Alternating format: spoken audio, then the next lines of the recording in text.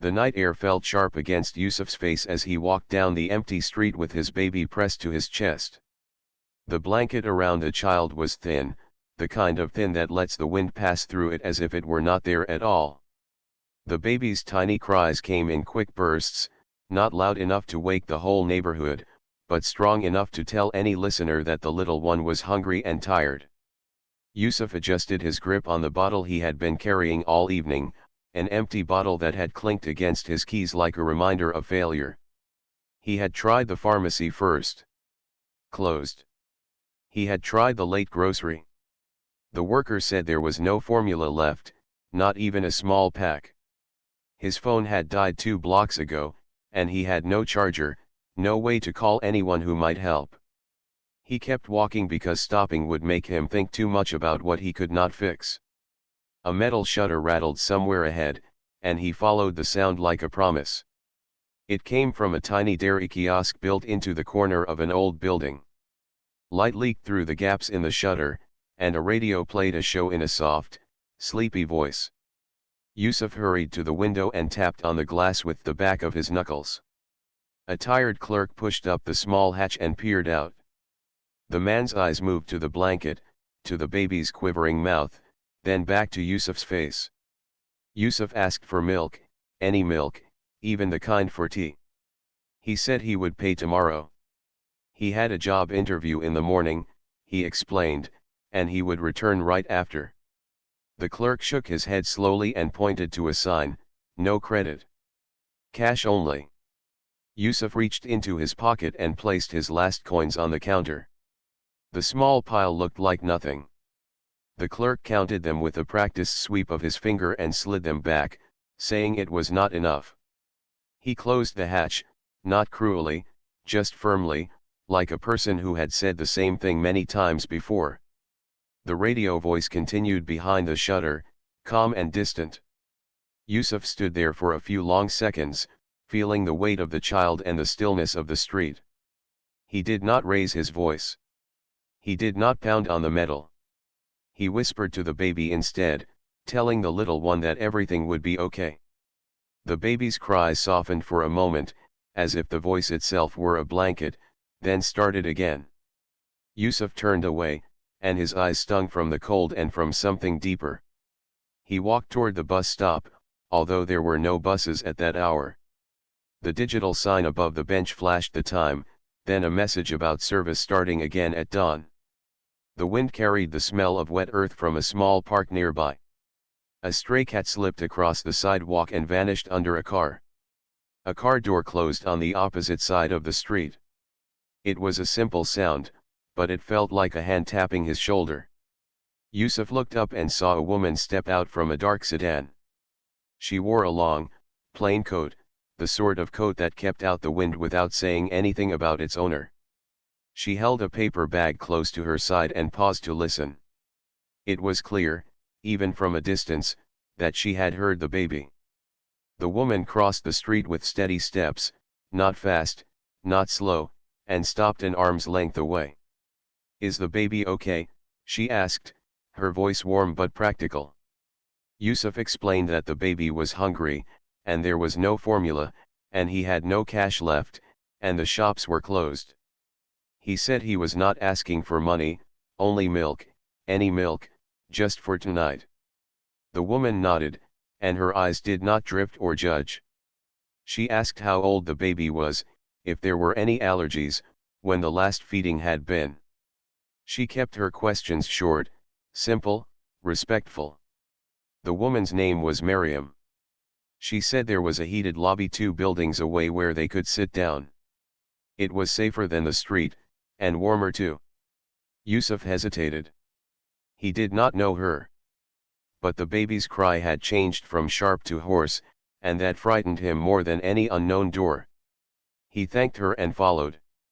They walked past a closed bakery that still smelled faintly of sugar. They passed a clinic with a poster in the window about infant health. Yusuf glanced at it as they went by, as if a poster might help him hold on to hope a little longer. The building Miriam led him to had clean steps and a small light over the entrance. The security camera above the door clicked softly as it tracked them. Inside, the lobby glowed with a gentle yellow light. There were 2 armchairs, a low table with magazines, and a water dispenser humming in the corner. The baby quieted in the warm air, then cried again, weaker this time. Yusuf rocked from foot to foot the way he had learned from watching nurses when his child was born. Miriam placed her paper bag on the table and pulled out a small thermos, a packet of biscuits, and a sealed bottle of water. She asked if she could wash her hands in the restroom and pointed Yusuf toward the dispenser so he could sip some water himself. His hands shook as he tried to unscrew the cap, so she helped, and he thanked her again, the words small and full. She asked if he had tried to call anyone. He explained that his phone had died. He had tried not to use it, to save the battery, but he had needed the map when he thought the late pharmacy might still be open. Miriam placed a charger on the table, one of those small portable ones people carry for emergencies. She told him to plug in. The screen blinked to life, and a list of missed notifications appeared, but no new hope. He did not have anyone close by to call at this hour. He tried not to think about that. He focused on the baby's face and the way the small mouth opened and closed like a tiny bird's. Miriam spoke to the child in a soft tone. She did not make big promises. She told the baby that help was here and that help would be safe. She pulled out her phone and stepped to the side to make a call. She kept her voice low. Yusuf caught a few words: newborn, hungry, safe steps, boiled water. He saw that she was not guessing, she was seeking guidance. When she returned, her face stayed calm. She asked Yusuf if the baby had any trouble with certain formulas or if the hospital had given them a brand to use. He said they had tried 2 kinds, and both were fine. He explained that his wife, Aisha, had a difficult recovery after birth and could not feed for now. He said the last can of formula had run out at sunset, and he had thought he could buy more. He had left quietly so Aisha could rest. He had told her he would be back in an hour. Now the night had stretched and stretched until it felt like a rope pulled too tight. Miriam listened without interrupting. She did not say it would all be easy, but she did say they were not alone anymore. She opened the thermos and poured a little hot water into a clean cup to let it cool. She checked the temperature with a simple method, the sort of method people learn from nurses and grandmothers. The baby squirmed in Yusuf's arms and rubbed a tiny fist against a tiny cheek. Yusuf swallowed hard. He felt the shape of his own fear, and then he felt it change shape because someone else was there to carry a piece of it. The lobby door opened, and a security guard stepped in. He looked surprised to see people at this hour, then relaxed when he saw Miriam. She greeted him by name and explained there was a baby in need of help. The guard nodded and offered a small electric kettle from his desk. He said they kept it for tea but could use it for boiled water if needed. His voice had the formal tone of a person who wants to be careful. Miriam thanked him. The guard returned to his desk but kept an eye on the room, not to intrude, only to be ready. Yusuf tried to apologize for taking up the space, for the time, for the warmth, for the air itself. Miriam stopped him gently. She said the lobby was for neighbors, and tonight they were neighbors. She asked if he had eaten. He said no. She broke a biscuit and offered half. He did not want to take it, but she smiled in a way that made refusal feel wrong. He ate and felt his mind clear, just a little. He realized he was shivering even though the room was warm. He realized he had been moving without thinking for hours, and now he had to think again because someone had made a safe place for thinking. He looked down at the baby's face. The cry had become a soft whimper, then a small sigh. The eyes were wide and bright and a little confused. Yusuf touched the tiny forehead with one fingertip. Just a little longer, he whispered. The words were for the child, but also for himself. He remembered the grocery lists on the fridge at home, the careful notes about prices and hours. He remembered Aisha sleeping with a pillow behind her back, the only way to be comfortable. He remembered promising he would take care of things. He felt the weight of that promise and also the strange, sudden lightness that comes when a stranger steps in at the right moment. Miriam asked for their building and apartment number so she could drop off supplies first thing in the morning. Yusuf hesitated, not because he didn't trust her, but because he had learned to be careful with personal details. She said he could send it later by message if that felt better. He nodded. He could feel gratitude rise in his chest like heat, and with it a kind of pride that did not want to be seen. He was a father, and fathers fix things. But tonight he had asked for help, and that was its own kind of strength. He let himself believe that for a breath or two. The radio from the kiosk outside played a new song, faint through the double doors. The security guard hummed along. The kettle clicked off, a small, complete sound. The clock above the mailboxes ticked toward a new hour. The night did not seem so large now. It had edges, this lobby, these chairs, this table, these two people trying to do the right thing. Yusuf felt the baby's breathing slow against his chest, the warm, steady rise and fall that told a story better than any words. He looked at Miriam and tried to speak, but the words landed in his throat and stayed there. She understood anyway. She smiled and checked the water again. Outside, a car passed with its music low, then turned a corner and disappeared. The world felt quieter after it went. The lobby lights made a soft halo on the floor by their feet. It was a simple moment, but it felt like a door opening inside the night. Yusuf thought of how many doors he had tried that evening, how many had stayed shut. He had not expected this one to open, not like this, not with this calm woman who acted as if helping were the most normal thing in the world. She looked at the baby with a focus that was both kind and exact. She asked Yusuf one more time if there were any allergies, if the hospital had said anything special to remember. He repeated what he knew. She nodded. She said she could help right now. She said she could feed the baby herself. The word herself hung there softly, not loud, not heavy, just sure. Yusuf blinked, surprised by the meaning, by the possibility, by the quiet confidence in her voice. He looked down at his child, then back at Miriam. Hope rose like daylight before dawn, and it felt real. Miriam spoke in a calm, steady voice, the kind a person uses when they want to guide the air itself into a softer shape. She asked Yusuf to sit in the far corner of the lobby near the warm radiator, where the light was gentle and the chair had a high back. She pulled a small folding screen from behind the security desk, a simple privacy divider the building kept for visiting families, and set it up without fuss. The security guard, understanding at once, looked away and focused on his logbook. Everything moved with quiet respect, as if the night had decided to whisper. She washed her hands again, slowly and carefully. Yusuf watched the way she did every single step with quiet attention, the soap, the rinse, the clean towel. She moved like someone who believed care was not just a feeling but a set of actions done in the right order.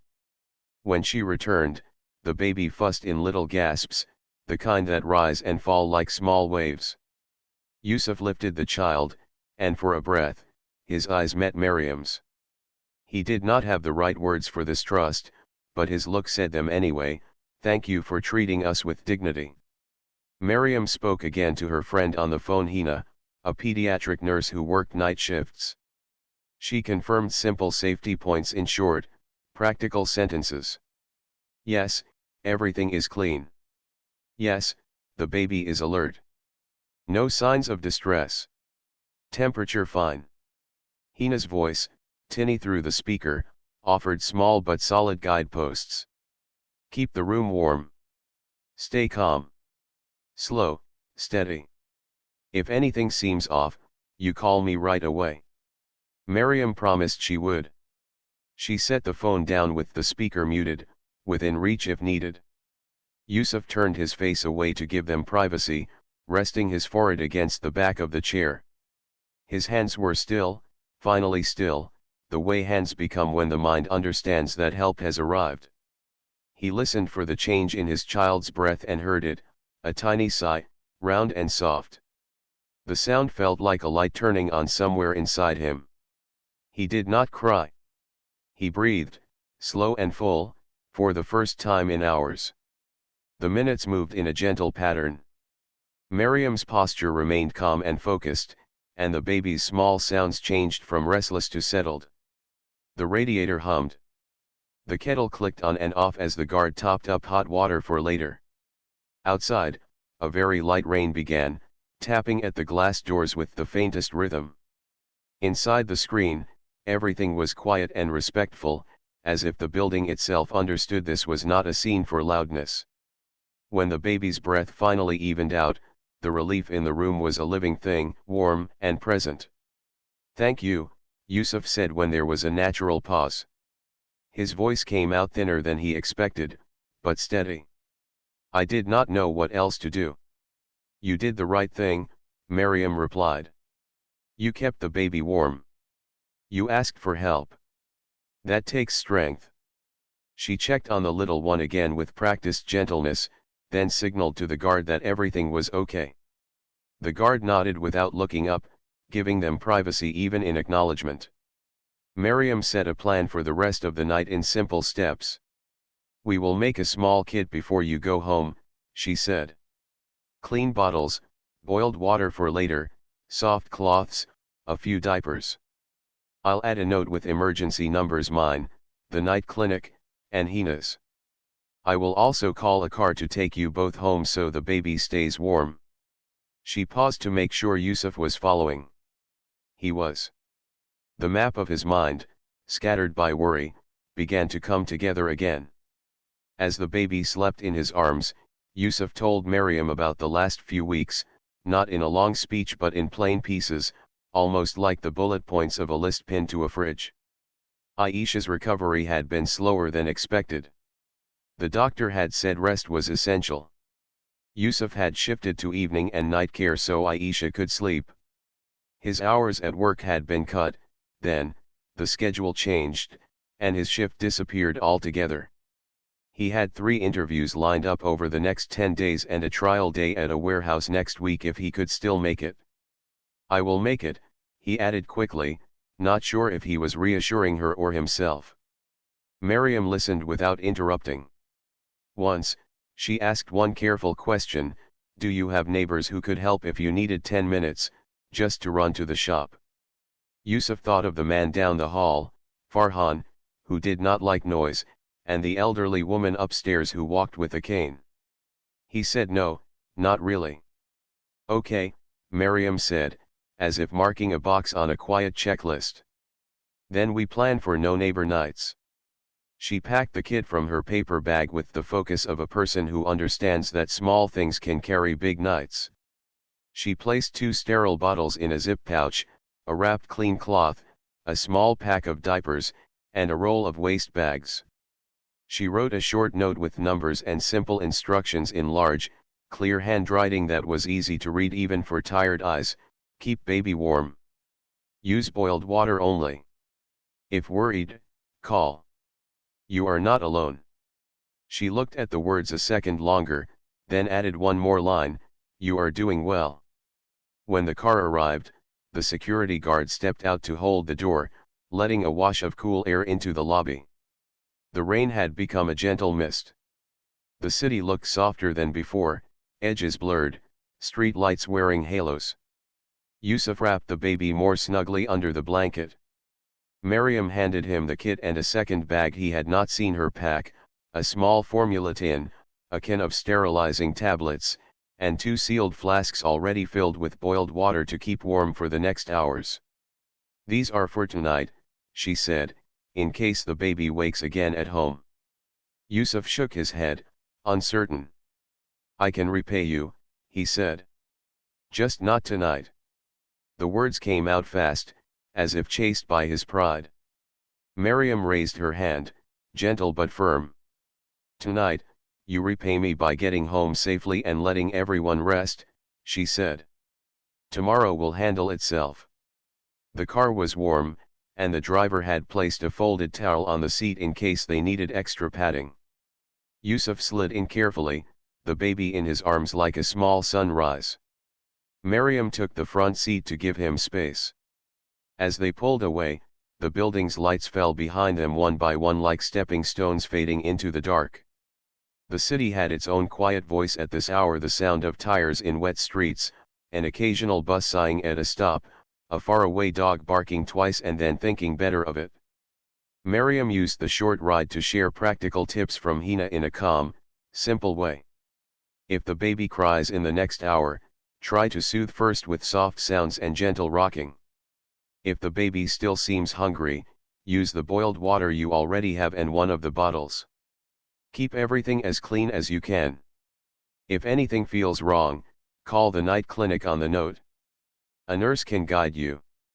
If you can't reach them, call me. She waited until Yusuf nodded after each line. These were not just words, they were a small bridge over a deep place. He asked her name again, making sure he had it printed correctly in his memory, Miriam. Then he told her his wife's name, Aisha. Saying it felt like setting a piece of the world back where it belonged. He described the blue door to their apartment building and the broken intercom that needed 2 taps instead of 1. He said it the way someone shares a map that has saved them more than once. At a red light, Miriam looked back at the baby. The little one's chest rose and fell in a steady rhythm, the kind that calms the lungs of everyone nearby. "You're doing well," she repeated, more to hold the truth in place than to add new information. She did not make promises she could not keep. She made plans she could. When they reached the Blue Door building, the corridor lights flickered on with motion sensors, and the place smelled faintly of soap and old wood. Aisha opened the door at the first double tap. Her hair was tied back, and her face was pale but bright with relief. She did not rush. She held out her hands, and Yusuf placed the baby in her arms as if passing the heart of the night itself. Then he gently told the short version of what had happened, choosing simple words because he could feel the tiredness behind her eyes. He said, "We are okay," and saw the strength in her shoulders relax just enough to let breath return fully. Miriam asked if she could set the bag down on the table. Aisha thanked her with quiet admiration and a question in her eyes that was not about money or status but about character. "Who are you, who walk in at midnight and make the air kinder?" Miriam smiled in a way that did not turn the moment into a story about herself. She pointed to the note, explained the numbers, and repeated the safety tips in the same clear order. She asked for permission to call in the morning to check on them. Aisha said yes, and the word felt like a door opening in a hallway they would need to walk again. In the small kitchen, Miriam boiled another pot of water, then poured it into the clean flasks she had brought to keep it warm for later. She did it without making noise, the way a person moves in a house where someone needs sleep. She noticed a neat row of interview notes pinned above the table and a calendar with circles around 3 dates in the week ahead. She asked Yusuf about the locations, the travel time, the best route at that hour. He answered with sharper details than he had managed all evening. Talking about the morning turned the night into a bridge instead of a wall. Before she left, Miriam took a small envelope from her bag and placed it under the edge of the note so it would not slide. "This is for baby needs only," she said. "Only that?" She did not say the amount. She did not say anything more. She met Aisha's eyes for a second, not as a rescuer, not as a judge, but as one mother speaking to another about a child's next meal and the morning after that. At the door, she asked for their phone number and, after a brief pause, their building and apartment number for a delivery she planned to arrange just for a few days. Yusuf hesitated out of habit, then nodded. He sensed there was a larger circle around this help structure, not a single moment, and it calmed him. He gave her the details, speaking them carefully so they would feel real. They thanked her again, not in big words but in the way their shoulders set themselves straighter and their voices lost the tremble that had followed them from the street. Miriam stepped back into the corridor. The sensor lights flickered once, as if the building itself were nodding goodbye. The rain had slowed to a fine mist. She walked down the stairs with the quiet joy that follows a solved problem, even if only for tonight. In the bedroom, Aisha cradled the baby. In the kitchen, the flasks warmed. On the table, the note lay like a small anchor holding the night in place. Back in the car, Miriam called Hina to say all was well and thanked her for the guidance. Then she placed one more call, not to a friend, but to a logistics number she knew by heart. She arranged a morning drop of supplies for an address with a blue door, using the name of a local foundation that preferred to act without noise. Just a few days of support, she said. Formula, diapers, a bottle sterilizer, and grocery vouchers.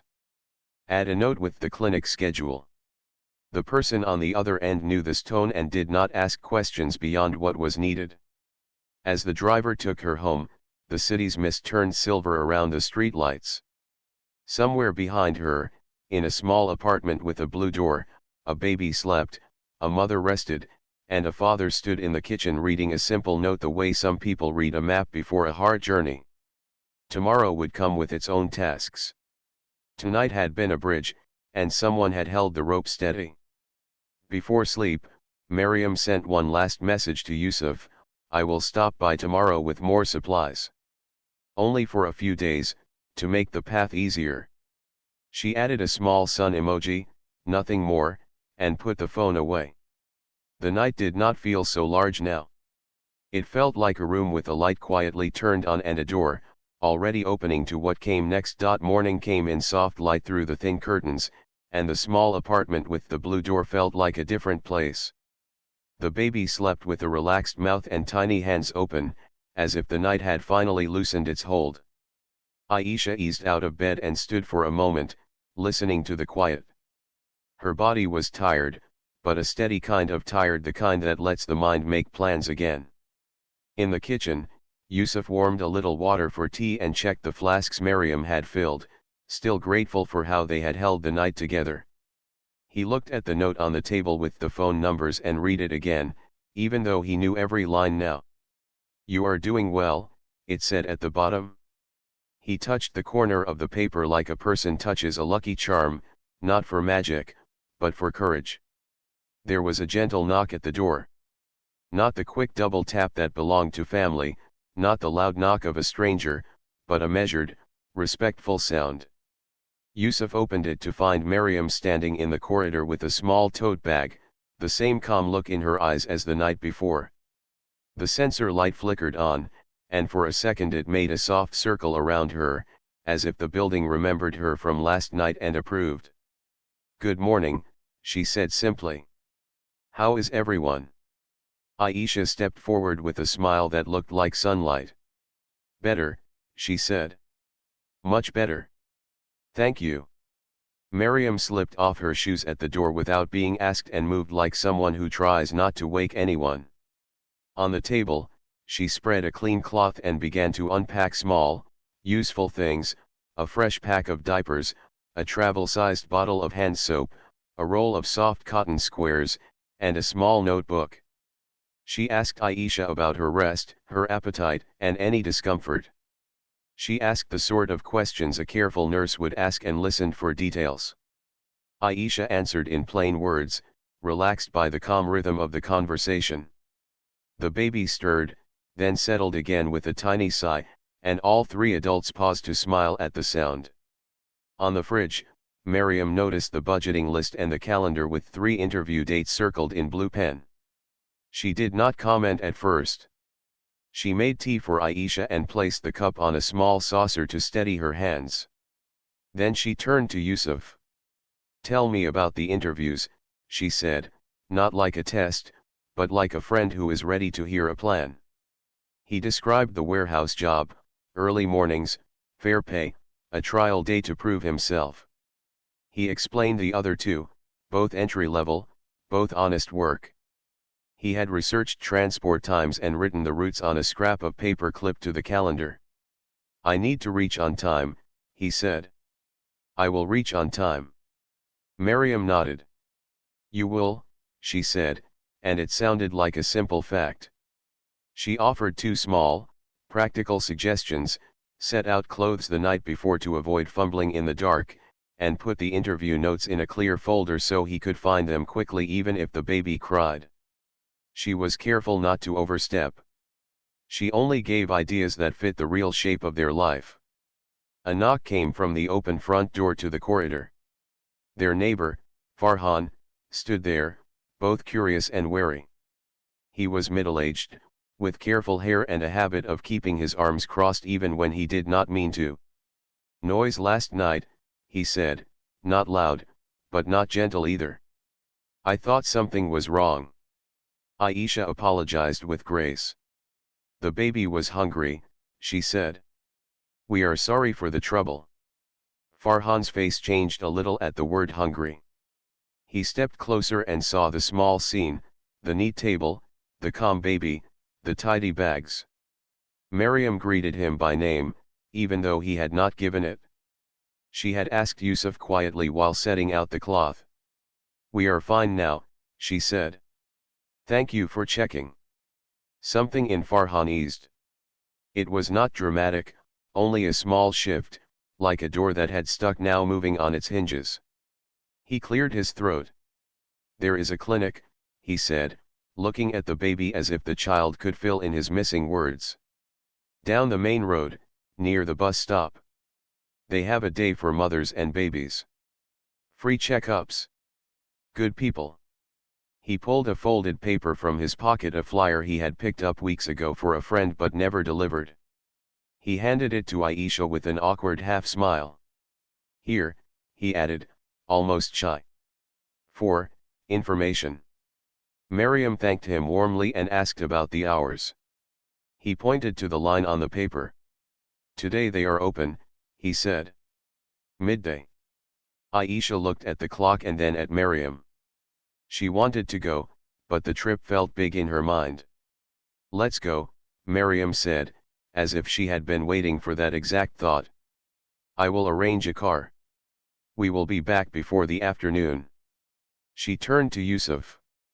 "You should come too, if you can. It will help to hear the advice together."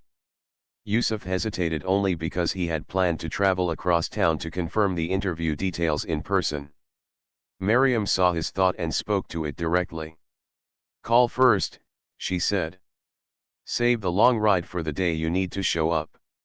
Use your strength wisely."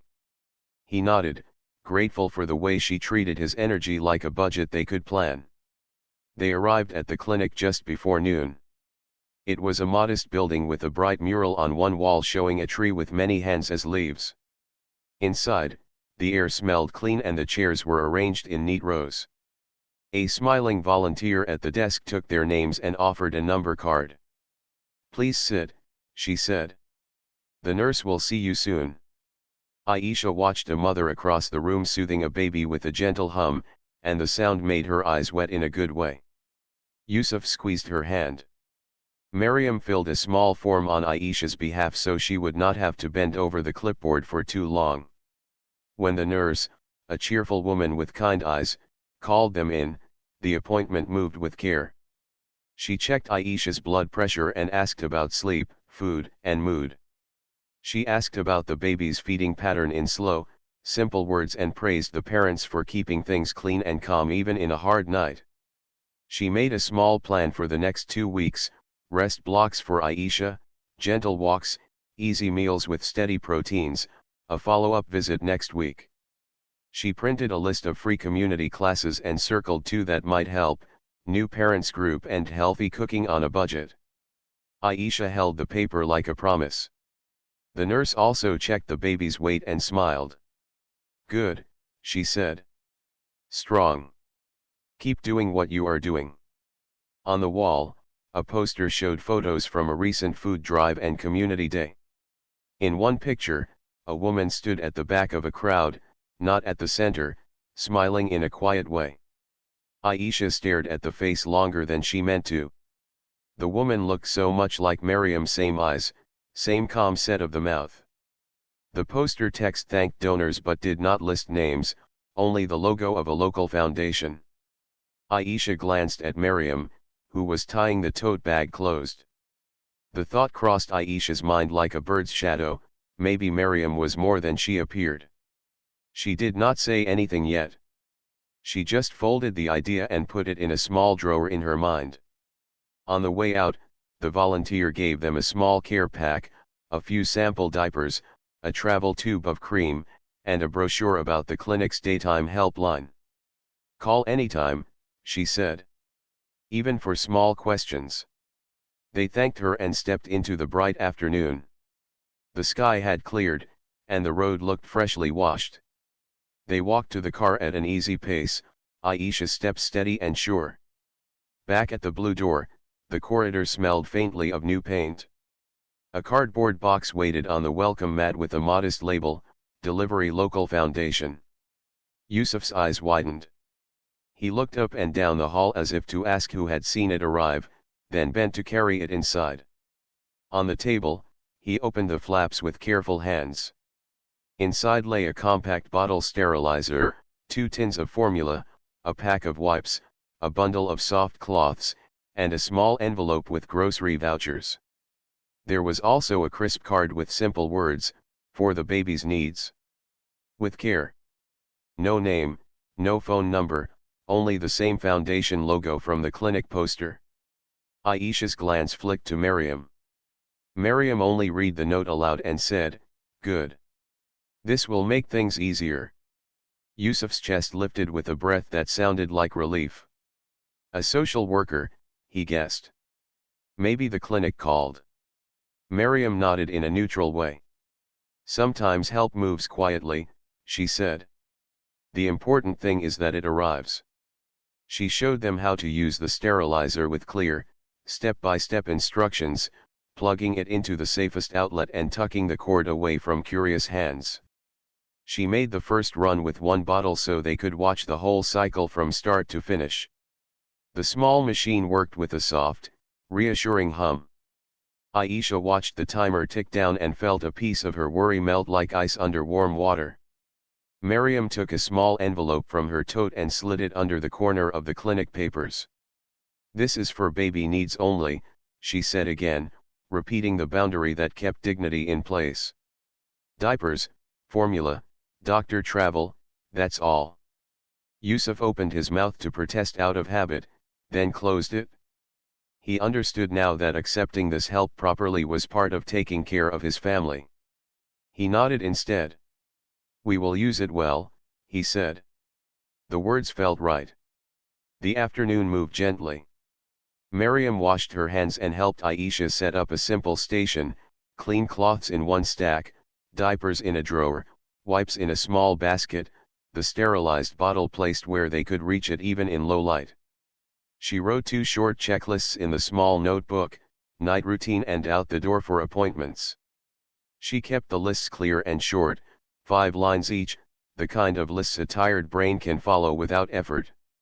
Yusuf copied the clinic's helpline number and stuck it on the wall near the phone with a piece of tape. They heard footsteps in the corridor again. Farhan hovered at the doorway, holding a small bag. "Soup," he said, a little too gruff, as if he needed to hide the kindness inside the word. "From the cafe downstairs. They had extra." Aisha thanked him, and he waved his hand as if brushing away the thanks, but he was smiling at the baby now. The baby blinked at him with the serious look of a small person who is still deciding about the world. Farhan chuckled and, after a quick glance for permission, touched the baby's foot with one careful finger. "Strong," he said. "Good." Before Maryam left, she checked her quiet list again, flasks refilled, sterilizer explained, clinic plan set, numbers saved. She confirmed that she would call in the morning and asked if anything felt uncertain. "Only everything," Aisha said, and then laughed at herself, the kind of laugh that lets the room relax. Maryam smiled. "That is normal," she said. "Step by step." At the door, Aisha paused. "The poster at the clinic," she said slowly. "The woman in the picture looked like you." Maryam tilted her head, thinking, then smiled in a way that put the focus back on the baby. "Many people look alike in small, kind photos," she said. "The important thing is that the work keeps going." She lifted a hand in a small wave and stepped into the corridor. The evening light turned the blue door deeper and richer, like the color of a calm sea at dusk. Yusuf held the baby while Aisha ate soup, then switched so he could eat, too. The apartment felt organized in a way it had not felt before, not because it had been messy, but because now every tool had a place and every worry had a short, written plan. Yusuf placed the foundations card back in the box, then took it out again and set it on the shelf where he would see it when he passed. For the baby's needs. With care. He liked the shape of the words. Later, as the baby slept, Aisha sat beside Yusuf on the small sofa and told him about the poster at the clinic. He listened, then looked at the box on the shelf and the sterilizer on the counter. Maybe she knows the people there, he said. Maybe she volunteers. He said it with a kind of hope that did not ask for more than it needed. Aisha nodded. Maybe, she said, filing the thought away again. They both looked toward the door, half expecting another gentle knock with another quiet answer to a problem they had not yet named. When night came, it was kinder than the last one. The bottle was clean, the water ready, the list clear, the numbers close at hand. Aisha slept more deeply, and when the baby woke once, Yusuf moved with calm steps through the set routine. In the still hour before dawn, he glanced at the calendar with the blue circles and felt steady enough to imagine the future in simple blocks: tomorrow's call, next week's trial shift, the week after that with pay that arrived on time. In the quiet, a picture formed in his mind: a modest black car pulling up to a place he did not yet know, a woman stepping out not to be seen, but to see. He did not chase the thought. He let it rest like a seed under warm soil. In the morning, new air would move through the apartment, and new work would begin. For now, the blue door guarded a family at peace, and somewhere on a clinic wall, a kind face in a photo waited to be recognized for what it truly was. A week later, the city felt new to Yusuf because he was walking into work before sunrise with a badge on his shirt and a plan in his mind. The dairy distribution hub sat on the edge of a market road, a simple building with wide doors and the clean smell of cold storage. Pallets of milk, yogurt, and infant formula waited in neat rows. A poster near the entrance showed a short list of rules in big, friendly letters: keep the chain cold, keep the tools clean, keep the records clear, keep the promises made to families. Yusuf ran his finger over the last line as he passed. He liked how it sounded, like a vow he could hold in his hand. Inside, the supervisor, a steady man named Karim, showed him around with calm steps. We start by checking temperatures, Karim said, tapping a small digital screen fixed to the coolers. We log every delivery in the system. If something looks wrong, we do not guess. We check, then we check again. Yusuf nodded and repeated each instruction in his own words to make sure he understood. He lifted boxes the safe way, kept his back straight, and paused when he needed to catch his breath. He was careful with everything: the scanner, the labels, the doors that must not be left open. By mid-morning, he had already earned small smiles from two co-workers, Rafiq and Hira, who respected quiet effort more than loud talk. On his short break, Yusuf stood by the open loading dock and watched a delivery van return from a school breakfast program. The driver logged the round trip and handed a clipboard to Karim. "Owner may visit this week," the driver said casually. "She likes to check the sites without noise." Karim's eyebrows lifted a fraction. He did not make a speech about it, did not tell people to stand straighter than usual. He only said, "As always, we keep things honest. If we are ready every day, then we are ready any day." Yusuf went back to work, counting cartons and scanning codes into the handheld device. He liked the rhythm of it, the small beeps that felt like a heartbeat for the whole place.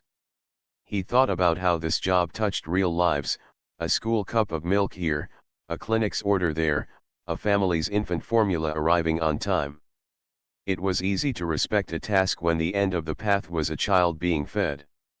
When the lunch bell rang, he sent a quick message to Aisha: "First half good. Learning a lot. See you soon." She replied with a photo of the baby sleeping, face soft and peaceful.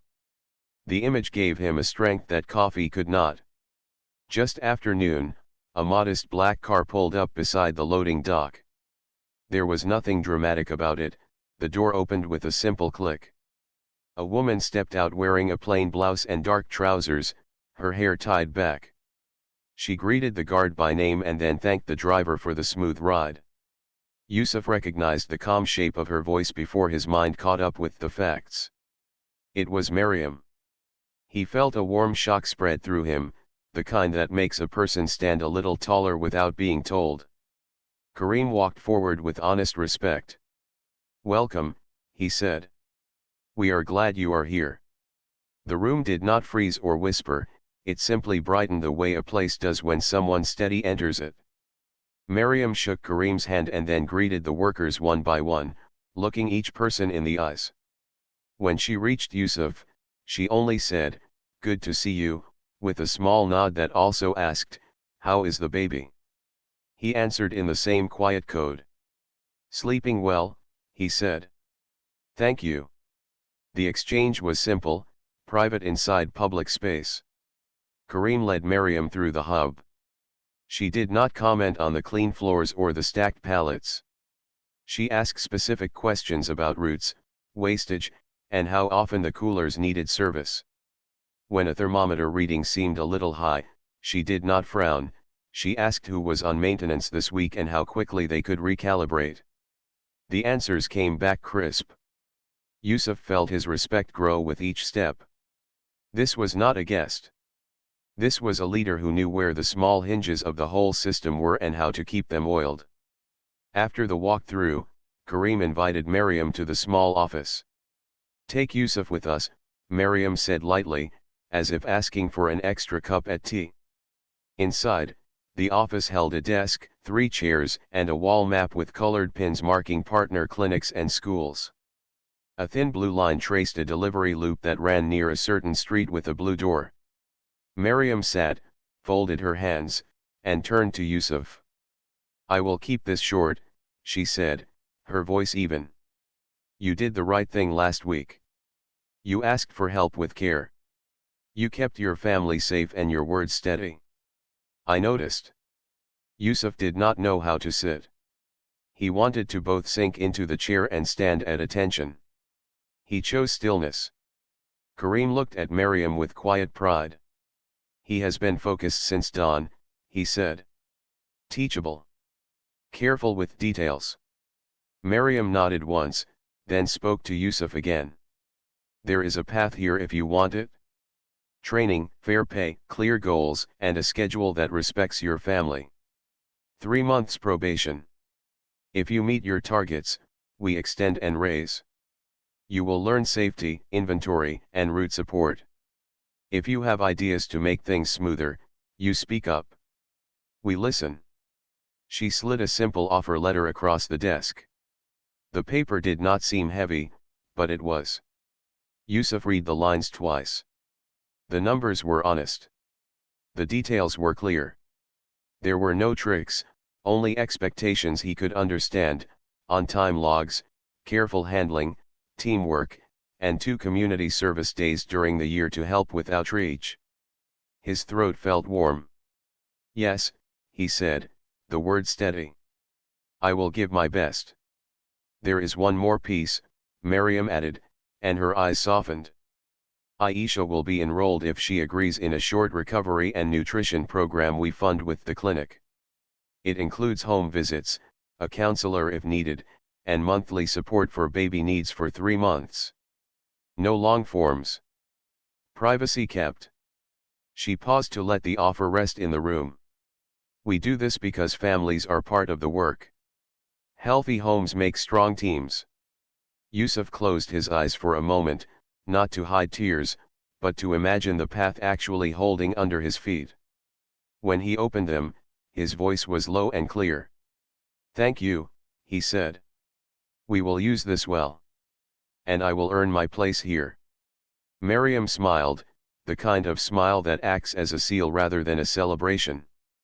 "Good," she said. "Then we begin." She stood, and the three of them returned to the floor. Before getting back to tasks, Miriam asked the team to gather for 5 minutes by the loading dock. Workers came from the coolers and the office, leaning lightly against pallet jacks and doorway frames. "I do not make long speeches," Miriam began. "You know why we are here. The city runs on big things you can see and small things you cannot. We are one of the small things. We move nutrition through the night and into morning kitchens. We keep prices fair. We cut waste. We treat families like our own. Thank you for doing this well." She paused and lifted a small printout. "Next month, we will pilot family kits at 3 clinics, ready sets for nights when power fails or shops close. If you have ideas, I want to hear them." She let her gaze sweep the room, and it landed on Yusuf for a second, not long enough to make him a spotlight, but long enough for him to feel seen. "We all know a hard night when we see one," she said.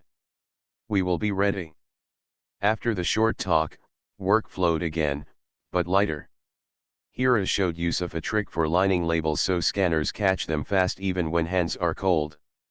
Rafiq shared his lunch and told Yusuf which route maps needed extra attention on rainy days.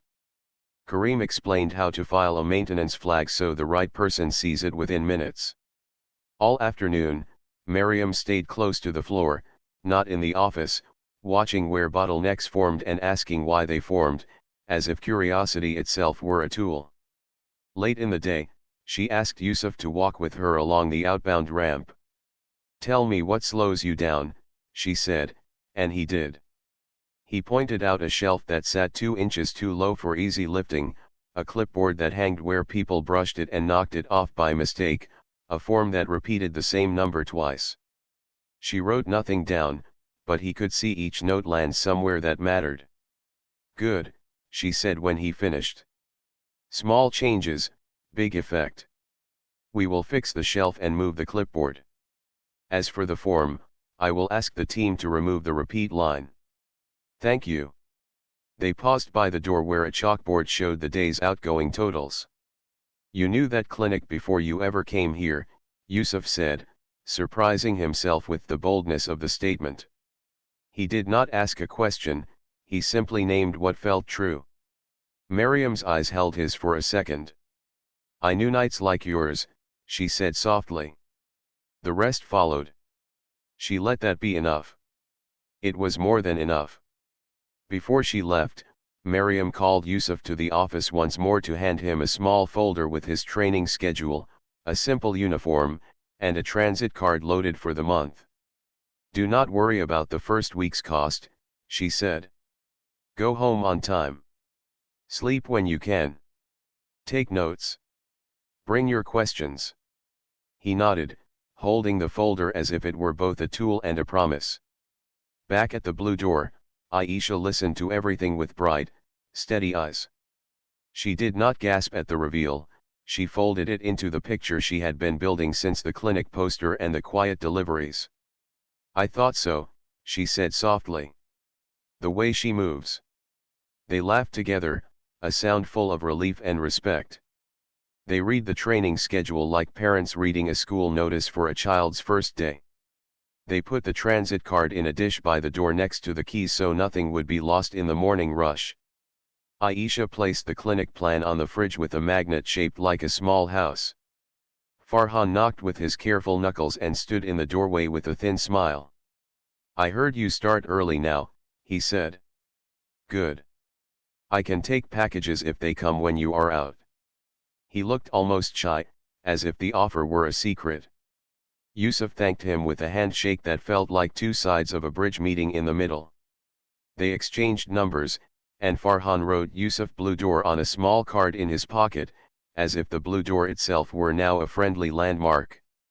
That night, the local radio spoke of a storm moving in from the coast. Strong winds, heavy rain, possible power outages, the announcer said, the voice calm but firm. Yusuf checked the flasks, the sterilizer, the small kit Miriam had helped them set up. He taped the clinic's helpline number a little higher, just in case water rose on the floor. Aisha packed a small bag for the baby with extra cloths and a clean bottle. They moved in quiet teamwork, each step simple, each step sure.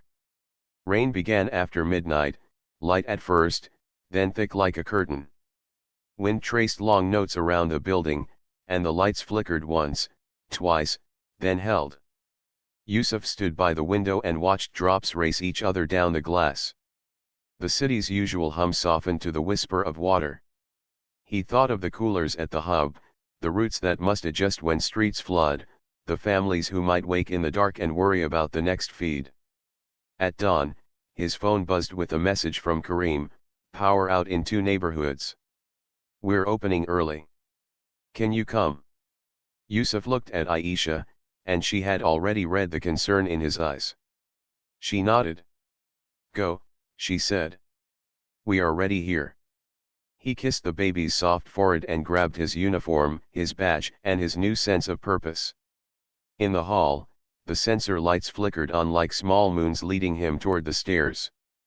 Outside, the rain pounded steady, but inside him, something even steadier took its place, a quiet belief that a hard night could be made easier when people moved in the right order at the right time. At the hub, vans idled, breath turning white in the damp air.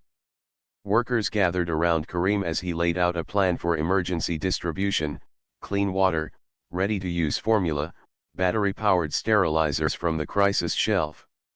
Yusuf slipped into the line as if he had always belonged there. He tightened straps, checked seals, and repeated instructions in the clear, calm words Mariam and Hina had used.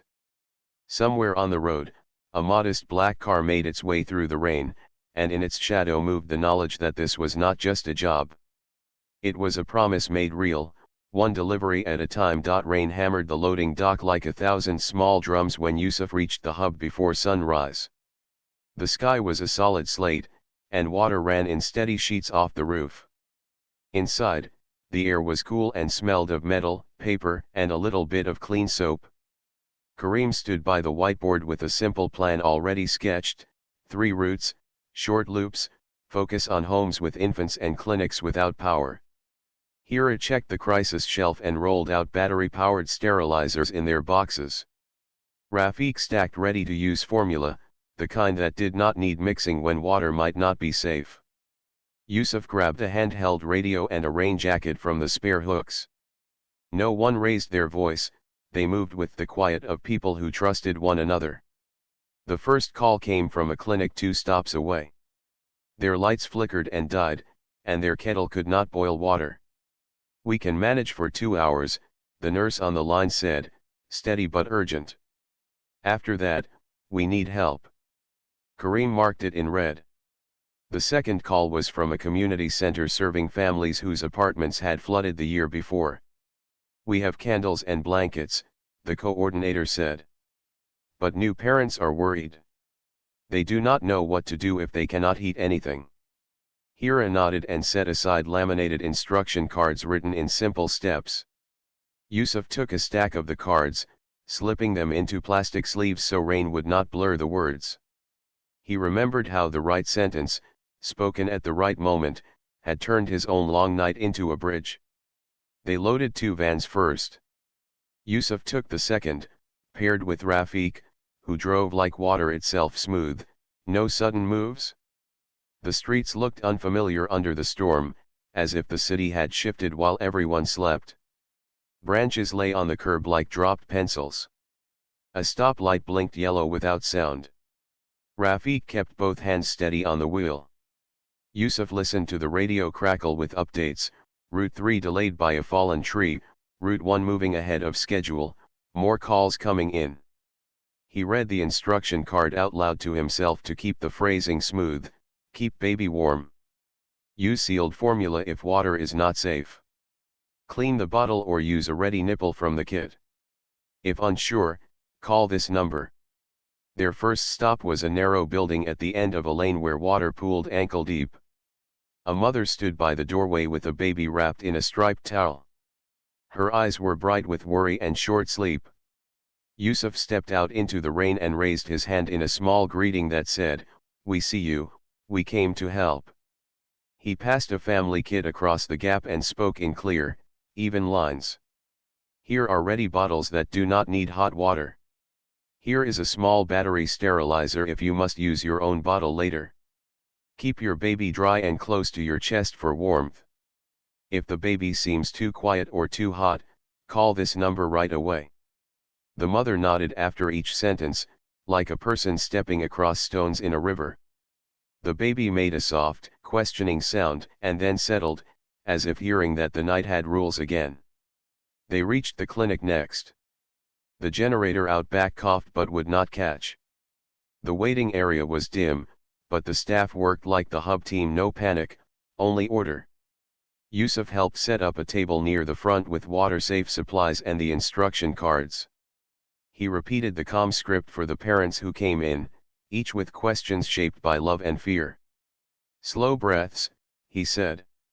Small sips if you need to drink. Hold your baby skin to skin if the room is cold. He said what Hina had told Maryam and what Maryam had told him, the words held because they were already tested in the world. The nurse in charge thanked him with a look that needed no sound. By late morning, rain softened into a heavy mist, but power in two neighborhoods still had not returned. Karim called the hub with a plan to open a temporary station at the community center. Bring the extra tables, he said. Bring the big thermos with safe water. We will teach as we distribute. Yusuf felt something inside him click into place at the word teach. He was new here, but he also carried the memory of a night that had taught him everything in one long lesson. He wanted to pass that steadiness forward. The community center smelled of wet coats and hope.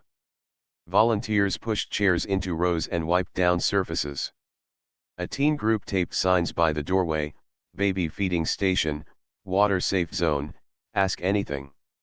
Yusuf and Hira split the room into small stations. At each, they placed a kit, a stack of cards, and a clean cloth. Parents came in with careful steps, holding babies like light. Yusuf kept his voice even and his steps slow.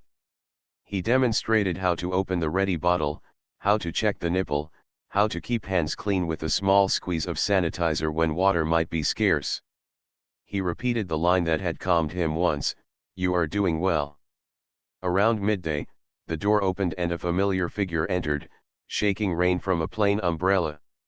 Maryam wore a simple jacket and carried a notebook folded to a page with a short list. She went first to the staff table to listen, not to speak. She asked where the line moved too slowly and what questions kept repeating. Then she joined Yusuf at a station without announcing herself. Parents took to her calm like birds to a still branch. She did not take over, she added a second pair of hands to the same task. When one mother arrived with eyes full of tears, Maryam guided her to a seat, handed her a tissue, and said, "We will walk this together." The room seemed to breathe easier when she spoke. Late in the afternoon, the rain broke into light, thin lines, and a patch of bright sky appeared far to the west. The power company's crew worked down the main road, fixing the last faults. By evening, lights flickered back on in one building, then another, like a string of lanterns waking from a nap. Parents returned home with clean bottles and instructions. Some left numbers to be added to a new message list for future alerts. Yusuf packed the last crates into the van and felt the kind of tired that makes a person sleep well: sore arms, clear head, steady heart. That night, back at the hub, the team debriefed in the small office. Karim wrote 3 columns on the whiteboard: went well, slowed us, next time. People spoke in practical phrases. Instruction cards were good, Hira said. We need them in 2 more languages. Rafiq mentioned a map that got washed out in his van. Maryam said she would order waterproof versions. Yusuf raised his hand, his voice a little uncertain but sure enough. Parents asked the same 3 questions at every stop, he said. We can put those questions in big words on the first page. It will calm people fast. Heads nodded, someone wrote it down. Ideas moved around the room like warm air. At the end, Maryam thanked them with simple words. You kept your promises today, she said. Families felt it. The work is the headline. She turned to Yusuf and, with the same quiet tone, added, you spoke like someone who has been on both sides of the table. That matters. He did not know what to say, so he nodded once, the way she often did. 2 days later, the community center hosted a short gathering, not a ceremony, just a meeting for thanks and lessons. People from the neighborhood came, parents with strollers, elders with umbrellas, teens who had taped signs during the storm.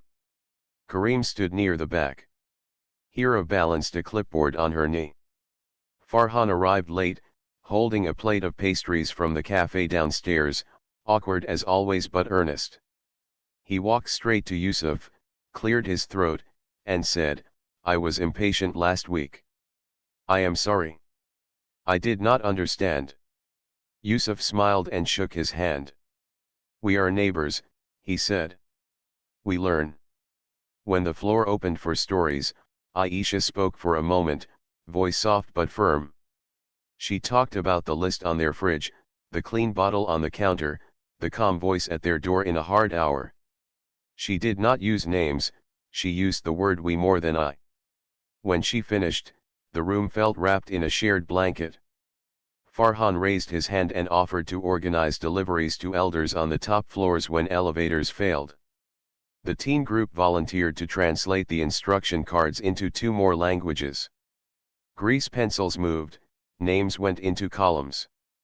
Miriam did not take the front. She stood near the side wall, answering questions, writing down 2 ideas on her folded notebook. Before leaving, she gave Kareem a short list for the next month: waterproof maps, multilingual cards, more family kits for the crisis shelf, and a plan for a monthly ready night where new parents could practice using the tools without pressure. She also handed Yusuf a small envelope. Inside was a card titled Family Mentor. The words were simple: you have passed through a hard night. Your calm can light the path for someone else. He traced the letters with his thumb, feeling the shape of a new task settling into his life. Weeks turned into months with the steady rhythm of early mornings and honest work. Yusuf learned inventory like a second language and roots like the lines on his palm. He made small suggestions that saved minutes, and minutes added up to hours each week. Kareem noticed and began to hand him drafts of schedules to review. Hira taught him how to train new hires without rushing them. Rafiq shared his trick for reading the weather by the smell of the air before dawn. In the apartment with the blue door, the baby laughed easily now, a sound that turned even gray afternoons into something bright. Aisha finished her clinic program stronger and more confident, and sometimes she walked with the new parents group to the park, trading small tips that made long days easier. On a clear morning, Kareem called the team together and looked at Yusuf with a small smile that told the story before he spoke. You have earned this, he said, and handed over a supervisor badge. It was a simple piece of plastic and metal, nothing flashy, but Yusuf felt its weight like a good promise. The team clapped, not with loud cheers, but with the warm sound of people who have watched work done well. He shook Kareem's hand and then Hira's and Rafiq's. Later, in the quiet corner by the whiteboard, he took from his wallet a small folded scrap of paper he had written himself on the week after the storm. It said, in a neat hand, ask for milk, not miracles. Then become someone else's answer. He slid it back into his wallet and pressed the leather flat, as if sealing the idea for another season. Life did not become a parade. It became a steady road with clear signs. There were still late nights with a fussy baby and early mornings when coffee tasted like courage. There were rainy days and sticky hot days and days that felt like both. But under it all ran a quiet thread of meaning. He moved nutrition through the city into hands that needed it. He trained new people to do the same. He walked home with tired legs and a full heart. One evening, as the sun lowered behind the buildings and spilled a soft gold along the street, Yusuf stood outside the hub to breathe in the warm air before heading home. A man hurried around the corner holding a small bundle wrapped in a blanket. The baby's cry in that bundle carried the sharp note that Yusuf knew too well. The father's eyes had the same wide look he himself had worn once, unsure which door would open, holding pride in one hand and fear in the other. Without thinking, Yusuf stepped forward with calm steps and a steady voice. "You are in the right place," he said. "Come in where it is warm. We have what you need." He guided the father through the doorway and handed him a clean towel to dry off the rain that had surprised them both 10 minutes earlier. He pulled a family kit from the shelf and placed it on the table. He spoke the same clear lines that had steadied other nights. "You are doing well. Here is how we can help right now. Here are numbers if you need more guidance. You are not alone." The father's shoulders lowered. The baby's cry softened to a small, complaining sound, the kind that comes right before sleep. Across the lane, a modest black car idled for a moment. Inside, a woman watched through the window, not with the director's eye, but with the quiet satisfaction of a gardener seeing a tree stand firm in a wind. She did not step out or wave. She did not need to. She knew the work was in good hands. The car pulled away without sound, leaving behind a room with light, a table with a kid, and a new father learning that help could arrive in simple steps and safe words. Later that night, in the apartment with the blue door, Yusuf placed his badge on the small hook by the entrance, next to the keys and the transit card that had seen him through his first month. Aisha smiled and held the baby, now drowsy and heavy with the sweet weight of evening. On the table, the old note still rested under a magnet shaped like a house. He touched it with 2 fingers as he passed, the way sailors tap the rail before a good voyage. Outside, the street settled into its night rhythm, low voices, a door closing, a distant bus sighing at a stop. Inside, everything was simple and full: clean bottles, warm water, a small family asleep, and a man who knew that asking for milk had once opened a door, and keeping that door open for others would be his best work for a long time to come.